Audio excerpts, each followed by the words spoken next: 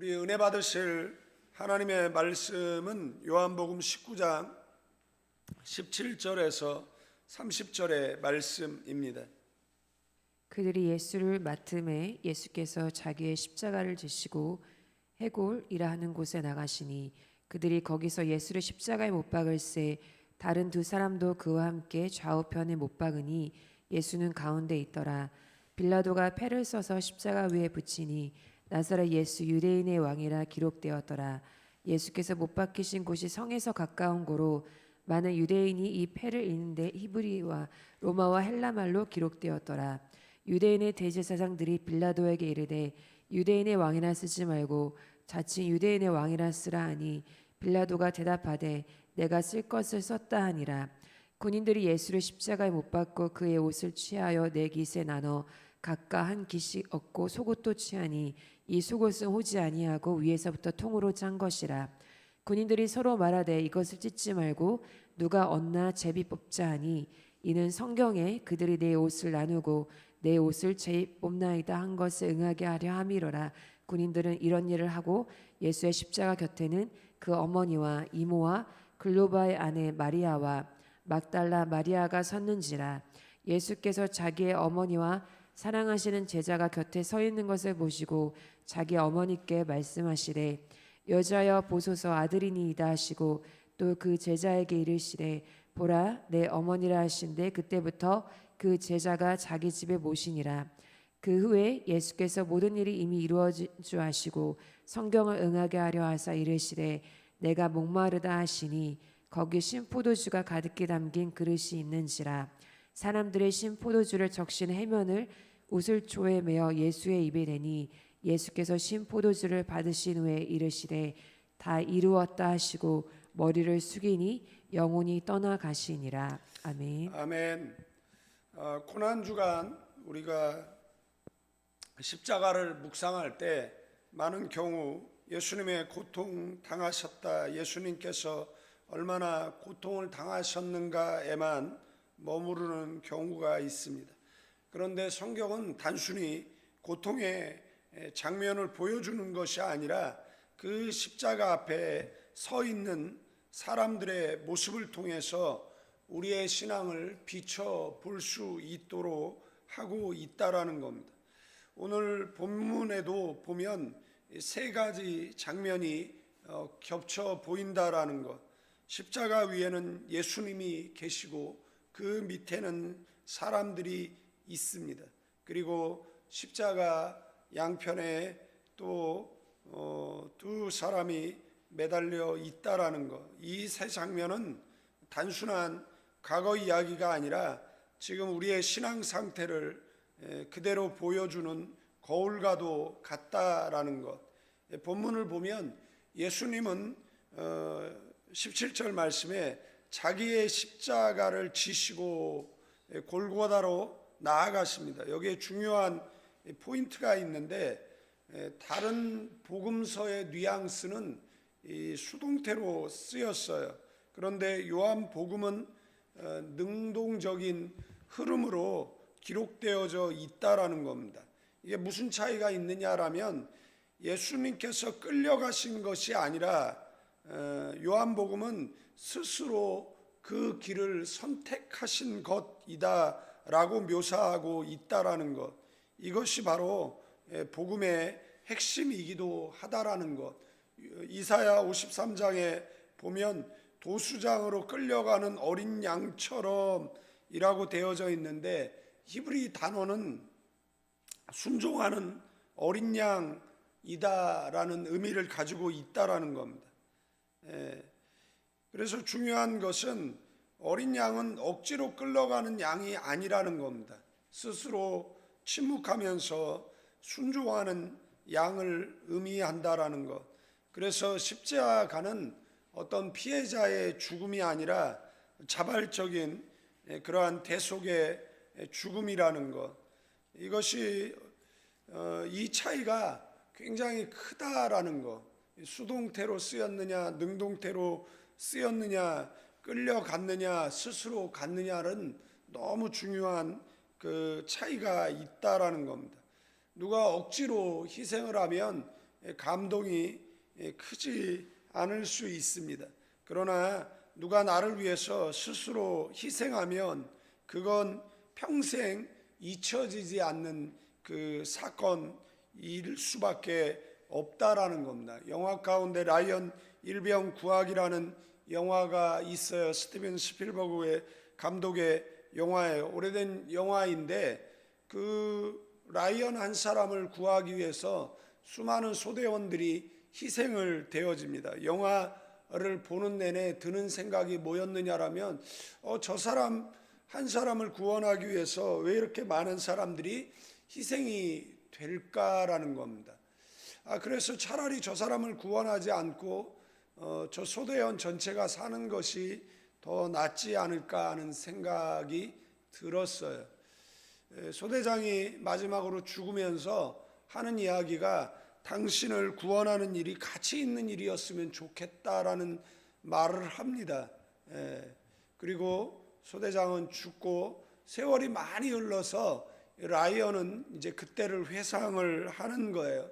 그러면서 이야기를 하는 겁니다. 당신들의 죽음이 헛되지 않게 살았다라는 겁니다. 희생이 무의미한 것이 아니라 가치 있는 일이었다라고 눈물을 글썽이면서 회상하는 그 회상은 그가 이제 노인이 돼서 처음 회상하는 것이 아니라 뭐 계속해서 회상을 해 왔을 것이에요. 그러니까 십자가에서 예수님께서 우리를 위해서 죽으시고 저와 여러분들이 구원을 얻었는데 그 일이 가치 있는 일이어야 하는 것이잖아요. 우리가 주님 앞에 섰을 때 주님, 우리가 주께서의 희생이 가치 없는 희생이 아니라 가치 있는 희생으로 살다 왔다라고 고백할 수 있는 저와 여러분 되어지기를 주님의 이름으로 축원드리겠습니다. 예수님의 십자가는 바로 그런 것이다라는 겁니다. 그리고 마지막 주님의 외침은 이 다 이루었다, 이 단어는 뭐 단순히 끝났다 이 말이 아니라 완전히 성취했다, 값을 다 지불했다, 그런 뜻을 가지고 있습니다. 홍콩에 가면 도풍산 교회가 있어요. 네덜란드 선교사가 이제 홍콩에 와서 선교를 하게 되어집니다. 그러나 어느 날 네덜란드 선교부에 이 선교사가 배교를 했다라는 그런 소식이 전해지고 그 다음에 연락이 이제 두절이 되는 겁니다. 이 사람이 이제 절에 들어가 버린 것이에요. 그리고 나서 몇 년의 시간이 흘러서 놀라운 보고가 이제 전해지게 되어지는 것입니다. 그 사람이 그 절을 다 복음화했다라는 그 놀라운 소식이 이제 선교부에 전해지게 되어지고, 그래서 홍콩에 가면 이제 도풍산 교회는 과거에 뭐 절과 같은 그런 모습을 가지고 있어요. 그 교회, 그 절은 아니지만 나중에 그런 양식으로 지어졌어요. 거기에 이제 십자가가 세워져 있어요. 그리고 거기에는 다 이루었다라는 말이 이제 한자로 쓰여 있는 것을 보게 되어진다라는 사실입니다. 다 이루었다라는 것은 이 헬라어의 이 텔레오라는 이 단어는 완전히 성취되었다, 값을 다 지불했다라는 그런 의미를 가지고 있다라는 겁니다. 이것은 예수님의 선언이죠. 너의 죄값을 내가 다 갚았다, 이런 뜻을 가지고 있는 것이다라는 것. 예수님께서는 이 십자가에서 7 문장의 이야기를 하셨죠. 누가복음 23장 34절에 보면 아버지여 저들을 사하여 주옵소서라고. 그래서 십자가는 그 정죄가 아니라 용서의 십자가라는 것. 자신을 못 박은 사람을 향해서 예수님은 분노하지 않으시고 오히려 증보하시는 모습 속에서 우리는 십자가의 본질이 심판이 아니라 은혜임을 보게 된다라는 것, 이것이 예수님께서 십자가에서 하신 첫 마디였어요. 두 번째는 누가복음 24장 43절에 나온 그 옆에 강도를 향해서 오늘 네가 나와 함께 낙원에 있으리라고 선언합니다. 그래서 십자가는 단순한 죽음의 자리가 아니라 구원이 실제로 적용되는 자리라는 것, 마지막 순간이라도 예수님을 붙드는 자에게는 길이 열린다라는 것, 인간 신체 기관 중에서 가장 늦게 죽는 기관이 귀예요. 왜 귀가 가장 늦게 죽을까 생각해 보면 하나님께서 그 마지막 순간이라도 그 전도자의 그 복음을 듣고 그 천국으로 옮기려고 하셨던 창조주의 깊은 뜻이 담겨 있다라고 볼 수밖에 없다라는 것입니다. 그래서 십자가는 절망이 아니라 소망의 시작인 줄로 믿습니다.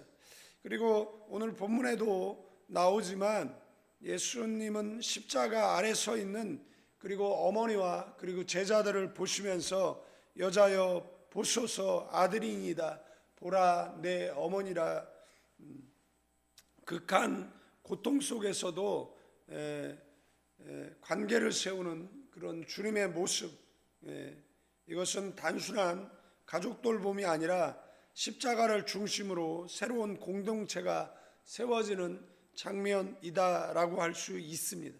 십자가는 개인의 구원으로 끝나지 않고 공동체를 만들어 낸다라는 것이고, 그리고 마태복음 27장 46절 말씀과 그리고 여기에도 보면 엘리 엘리 라바 사박다니, 히브리어로 나의 하나님 나의 하나님 어찌하여 나를 버리시나이까라는 뜻입니다. 이 외침은 단순한 고통의 표현이 아니라 하나님과의 단절을 경험하는 순간이다라는 것, 죄 없으신 예수님이 죄인이 되어서 하나님께 버림받는 자리, 바로 그 자리가 우리의 죄가 처리되는 자리라는 것, 그래서 십자가의 중심은 고통이 아니라 대속이라는 것 기억하시는 저와 여러분들 되어지기를 축원드리겠습니다. 오늘 본문에도 나오지만 예수님은 내가 목마르다라고 했어요. 설계탄 포도즙을 해용에 달아 올렸어요. 그러나 예수님은 먹지 않았습니다. 예수님의 목마름은 육적인 목마름이 아니에요. 영적인 목마름이었다라는 겁니다. 예수님은 십자가를 지시고 제자들은 다 도망친 상태이잖아요. 그런 목마름이에요. 예수님께서 십자가를, 아마 지금도 예수님은 목마르다라고 말씀하시는 것 같아요. 어떤 사람은 갈증을 해결해 주는 시원한 냉수와 같은 장로도 있고 권사도 있고 집사도 있고 성도도 있고 목회자도 있습니다. 그러나 어떤 사람들은 갈증나게 하는 사람들도 있다라는 겁니다. 예수님의 영적인 그 목마름의 그 갈증을 해결해 드리는 저와 여러분 되기를 축원드리겠습니다.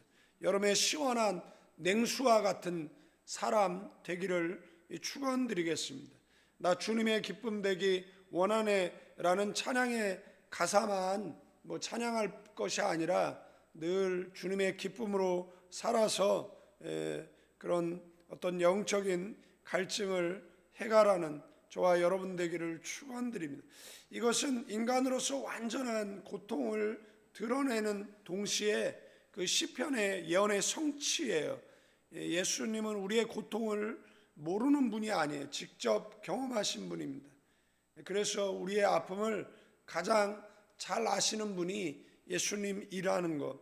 그리고 마침내 예수님이 선언하죠. 19장 30절에 다 이루었다. 이것은 끝났다라는 말이 아니에요. 완전히 성취되어졌다, 값을 지불했다라는 선언. 그래서 십자가는 실패가 아니라 완성이라는 것. 패배처럼 보였지만 실제는 구원이 완성되는 순간이다라는 것. 그리고 누가복음 23장 46절에도 나오지만 아버지여 내 영혼을 아버지 손에 부탁하나이다 라고 말씀하시고 숨을 거두십니다. 죽음의 순간까지도 하나님을 향한 신뢰를 놓지 않았던 예수님, 십자가는 절망으로 끝나는 것이 아니라 아버지께 맡기는 믿음으로 마무리가 된다라는 것. 이렇게 보면 십자가는 단순한 고통의 사건이 아니라 용서로 시작해서 구원을 열고 그리고 관계를 세우고 대속을 이루고 고통을 감당하고 구원을 완성하고 믿음으로 하나님께 맡기는 흐름으로 되어 있다라는 것. 그리고 이 모든 흐름이 바로 우리를 향한 하나님의 사랑인 줄로 믿습니다. 이 사랑이 희미해지고 이 사랑이 식지 않도록 이 사랑을 신비에 새기고 살아가는, 그래서 우리 부모의 세대들은 십자가만 봐도 눈물을 흘렸고 십자가만 봐도 신앙의 옷깃을 여몄습니다. 어떤 사람이 그 술을 먹고 그 다음에 쓰러졌어요. 그런데 눈에 보이는 게 십자가였던 거예요. 그래서 주일학교 신앙 생활했던 그때 주님을 만났던 기억이 떠올라서 술 취한 모습으로 그때가 때마침 교회 금요철에 하는 시간이어서 교회에 들어가서 그 술 냄새 풍기는 그곳에 들어가서 다시 그 술 취해서 넘어졌을 때 하나님께서 그 십자가로 그를 다시 불러서 그가 다시 회복되어지는 그런 일이 있었다라는 간증을 듣게 된 적이 있습니다. 그래서 십자가는 우리를 향한 하나님의 사랑이라는 것을 꼭 기억하고 살아가는 저와 여러분 되기를 주님의 이름으로 축원드리겠습니다. 이 또 두 번째 이제 불의의 사람들이 나오죠. 그 예수님 십자가에 달리셨을 때 그 밑에 있었던 사람들입니다. 예수님은 피를 흘리며 죽어가고 있는데 그 밑에서 군인들을 뭘 하고 있었어요? 옷을 나눠 갖고, 왜 옷을 찢어서 나눠 갔죠? 이걸 찢으면은 그게 뭐 그렇게 가치가 있는 것이었을까요? 무속적인 것 때문에 그랬습니다. 그래서 그 십자가에서 달려 죽는 사람들의 그 옷을 찢어서 나누는 것은 어떤 부적과 같은 그런 효과가 있다라는 그런 이유 때문에 찢은 것으로 본다라는 것이에요. 예수님은 피를 흘려 죽어가고 있는데 밑에 군인들은 뭘 하고 있습니까? 옷을 나눠 갖고 속옷을 뽑고 제비뽑기 하고 있다라는 것. 이 장면이 굉장히 아이러니한데 하늘에서는 구원이 이루어지고 있는데 땅에서는 게임이 벌어지고 있는 것이잖아요. 이것이 바로 인간이라는 겁니다. 이런 장면은 낯설지 않아요. 예배 시간에 그 예배에 집중하지 않고 그 핸드폰을 보고 있는 사람들의 모습과 무엇이 다르겠느냐라는 생각을 갖게 되어집니다. 그런데 이것도 시편 22편 18절 예언의 성취라는 것, 내 옷을 나누며 제비 뽑나이다라는 하나님의 구원의 사건조차 세상 사람들에게는 그저 흥미거리에 지나지 않는다라는 겁니다. 예수님이 십자가에 죽으셨는데 사람들은 뭐예요? 오늘 점심 뭐 먹지? 이런 이야기하는 것과 뭐가 다르겠습니까? 그래서 이 장면이 무서운 장면이라는 것, 거룩한 순간을 하찮은 순간으로 만들어 버리는 것, 이것이 바로 죄의 본질이라는 것을 우리는 보게 되어진다라는 겁니다. 그리고 세 번째, 예수님 양편에 달려있는 십자가 곁에 있는 사람, 한 사람은 그 상황 가운데서 자신을 기억해달라고 하고 구원을 얻습니다. 그러나 한 사람은 그 순간에도 예수님을 저주하고 멸망을 받습니다. 서두에서 말씀드렸던 것처럼 구원을 놓치지 않는 저와 여러분 되어지기를 축원드리겠습니다. 25절에 그 어머니 이모와 글로바의 아내 마리아 그리고 막달라 마리아가 섰다. 여기에 요한도 있었어요. 그래서 예수님께서 어머니를 부탁을 하는 것을 보게 되어집니다. 얼마나 있었느냐가 중요한 것이 아니라 끝까지 남았다라는 것입니다. 다 떠났습니다. 제자들도 도망을 갔습니다. 그러나 이 사람들은 남았어요. 예수님은 그 마지막 순간의 말씀이에요.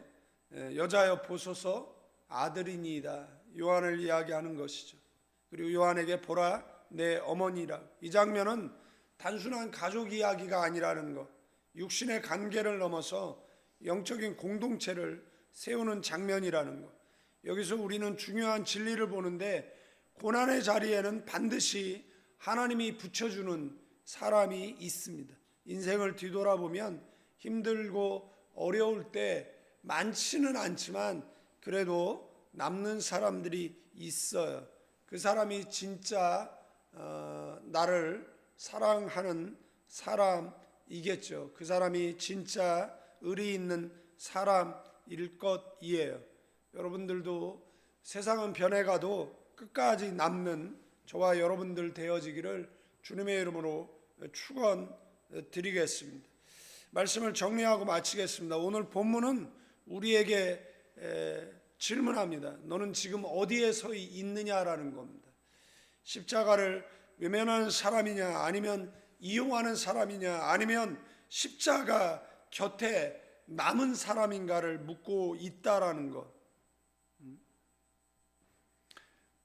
이거보다 더 중요한 질문은 그리고 예수님은 왜 그 자리에 계셨는가라는 거예요. 예수님은 왜 십자가에 달리셨는가? 대답은 하나입니다. 나 때문이다라는 것.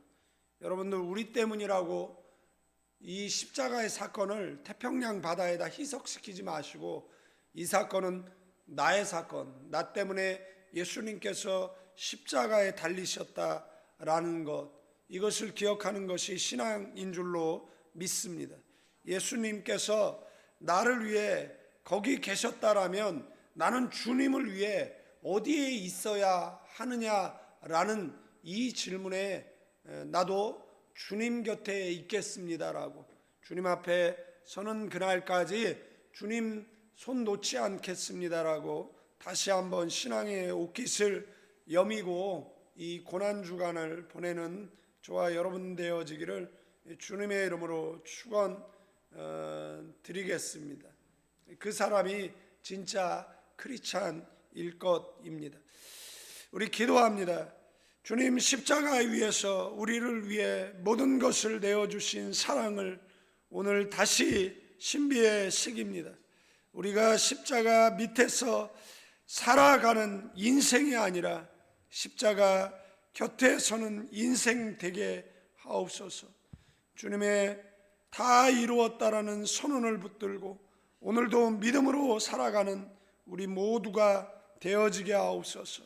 이제는 우리 주 예수 그리스도의 은혜와 우리 아버지 하나님의 극진하신 사랑, 성령님의 감화 감동 교통 충만 축복하심이 이 새벽에 나와 기도하는 믿음의 사람들 위해, 가나안 교회와 조국 대한민국 위에 이제로부터 영원까지 함께 계실지어다.